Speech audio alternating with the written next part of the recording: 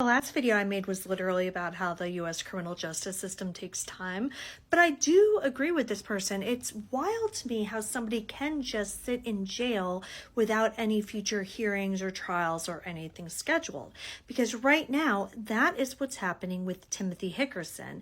And we talk about it in this week's episode of the podcast, which is an update on the case of Shane Donahue. Shane Donahue was last seen in Nokesville, Virginia with his friend Tim Hickerson in March of 2010.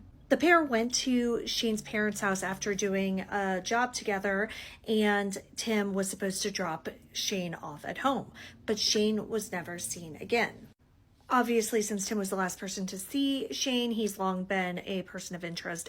And finally, 14 years after Shane was last seen, Tim was arrested in Florida and is awaiting extradition to Virginia, except he's still in Florida, still awaiting extradition.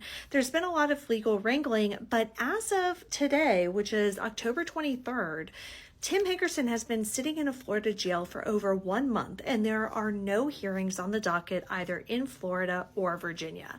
So we get into all of it in this week's episode of the podcast, including what Tim Hickerson's possible defense could be, because from what it sounds like, he is not admitting to anything and will be fighting the charge of homicide in relation to Shane Donahue. So listen to this week's episode. If you need to catch up with the full story, we also re-released our original 2020 episode on Shane Donahue's case. So take a listen, let me know what you think.